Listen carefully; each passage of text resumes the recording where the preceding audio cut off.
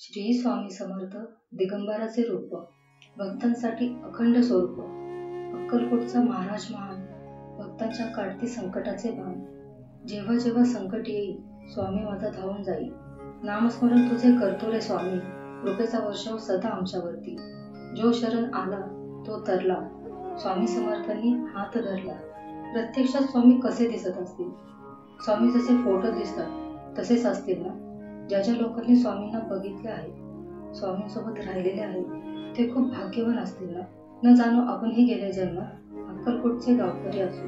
आपल्याही दिवसाची सुरुवात स्वामींना बघून होत असेल. ज्यावेळेस आपण चुकीचे वागले असू, त्यावेळेस स्वामींनी आपल्यालाही चांगले झापले असेल ना? श्री स्वामी समर्थ. पुण्यवचन या भक्तिमय चॅनलमध्ये आपले मनपूर्वक स्वागत आहे.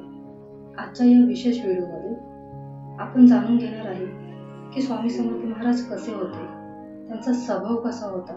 चला तर मग हा भक्तिमय प्रवास सुरू करूया. स्वामी समर्थ महाराज हे अत्यंत बुद्धिमान आणि गूढ तत्वज्ञान सांगणारे होते. स्वामी म्हणतात, अक्कल से खुदा पहचानो, म्हणजे बुद्धी वापरूनच परमेश्वराला ओळखता येते. जो आळसी असेल किंवा देवाची बरोबर पूजा करणारा असेल किंवा अहंकारी असेल, अशा लोकांना स्वामींची खरी कृपा आणि शक्ती कधीच कळणार नाही. गोपाळकृष्ण बुवा केळकर एक स्वामी भक्त होते. ते स्वामी समर्थांचे समकालीन होते. समकालीन म्हणजे त्यांनी स्वामी समर्थांना प्रत्यक्ष पाहिले होते. तसेच त्यांनी श्री स्वामी समर्थ महाराज यांच्यावरती अनेक लेखन केले असून ते रोजनिशीच्या स्वरूपात ठेवले होते. रोजनिशी म्हणजे दैनंदिन नोंदणी असलेली वही किंवा दस्तऐवज. गोपाळकृष्ण बुवा केळकर यांनी त्यांच्या एका लेखनामध्ये स्वामी समर्थांचे वर्णन केले आहे. त्यांच्यानुसार स्वामी समर्थांचे रूप खूप तेजस्वी होते. स्वामींचे बोलणे आणि वागणे अतिशय विलक्षण होते. म्हणजे कोणी अंदाज देखील लावू शकत नव्हते की स्वामींच्या मनात काय चालू आहे. स्वामींची उंची अंदाजे 7 ते 7.25 फूट होती. हे त्यांच्या पादुकावरूनही सहज लक्षात येईल. स्वामींची नखे कापण्यासाठी नावी येत असे. स्वामींची नखे इतकी मऊ होती की जसे ते गुलाबाच्या पाकळ्या जणू, आणि तीही हाताने सहज तुटत असे. स्वामींची त्वचा खूप नितळ आणि कोमल होती. त्यांच्यात हाडे आहेत की नाही हे समजत नसे. त्यांची पावले लोण्याहून मऊ होती. स्वामी चिखलातून जरी चालले ना तरी त्यांचे पावले लखलखीत आणि स्वच्छ असायचे. त्यांचे पोट मात्र गोल ढेऱ्यासारखे होते. जणू काही त्यामध्ये संपूर्ण ब्रह्मांड सामावले आहे. आपले स्वामी मनाचे राजे होते. म्हणजे कित्यंदा ते दिवसातून 4-4 वेळा आंघोळ करत आणि अंगाला चंदनाचे उटणे लावत, तर कधी फक्त आंघोळच करायचे. याच्या उलट कित्यंदा कितीतरी दिवस आंघोळच करत नव्हते, पण त्यांच्या शरीरातून सदैव धुपाचा सुगंध येत असे. स्वामींना सकाळी उठल्यावर गोड खायला अतिशय आवडत असे. त्यामध्ये कधी खीर, मसाले, दूध असे असे, तर कधी पन्हे असायचे. स्वामींच्या जेवणाची पद्धत पण निराळीच होती. कित्येक दिवस महिने ते जेवत नसे, अगदी पाणी सुद्धा पित नसे. तर कधी कधी त्यांना इतकी भूक लागे की ते एका वेळेस 600 ते 700 भाकऱ्या आरामात खात असे. 10 ते 15 बायका सकाळपासून ते संध्याकाळपर्यंत चुलीवर बसून भाकऱ्या करत असे.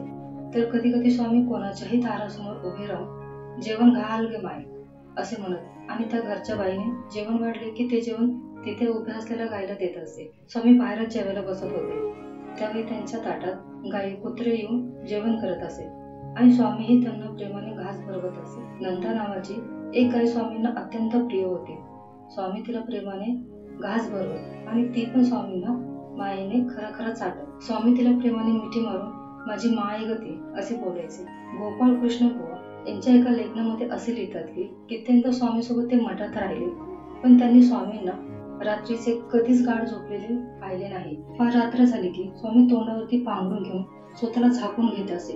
मग पांघरुणातून रात्री 1:30च्या सुमारात कधी भारू तर कधी अभंगाचे आवाज येत असे. बऱ्याच वेळा पुराणातील काही वचनेही म्हणत, तर कधी कधी अचानक मोठमोठे वेद म्हणत, तर कधी कोणाला न समजणाऱ्या भाषेत काहीतरी बोलत असे. रात्रभर हेच चालायचे. स्वामी कोणालाही न सांगता एकदा बागेत किंवा स्मशानभूमी किंवा जंगलात जाऊन राहायचे. महाराज चालू लागले म्हणजे त्यांच्याबरोबर कोणालाही चालवत नसे. ते बोलू लागले तर एकसारखे काहीतरी बडबड करत असे. आणि एखाद्या वेळेस स्वारी रागवली म्हणजे 7 ते 8 दिवस त्यांचा राग हालूच नाही.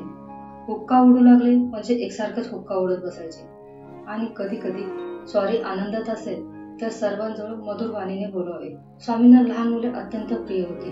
ते लहान मुलांसोबत आंधळी कोशिंबीर, लपाछपी, गोट्या नेहमी खेळत असे. तसेच स्वामींना वड, औदुंबर, कडुलिंब ही झाडे विशेष प्रिय होती. एकदा अक्कलकोट गावाच्या बाहेर एक मोठे कडुलिंबाचे झाड होते. एक दिवस रस्त्याने जाणारा एक वाटसरू त्याची फांदी तोडायला लागला होता. त्याने आपला कुऱ्हाडीचा पहिला घाव त्या झाडाच्या फांदीवर घालताच क्षणी इकडे स्वामी मठात उठून उभे राहिले आणि भक्तांना म्हणाले, अरे बघा रे, कोण हरामखोर माझ्या पालखीची दांडी तोडत आहे. मग भक्त मंडळींनी गावाबाहेर जाऊन त्या वाटसरूला झाड तोडण्यापासून परावृत्त केले.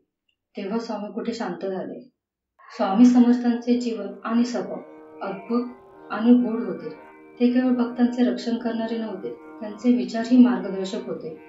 जो श्रद्धेने आणि मनापासून स्वामींचे नामस्मरण करेल त्याला नक्की स्वामींची कृपा लाभेल. व्हिडिओ आवडल्यास लाईक, शेअर आणि आपल्या पुण्यवचन चॅनलला सबस्क्राईब करून कमेंटमध्ये श्री स्वामी समर्थ लिहायला विसरू नका. श्री स्वामी समर्थ.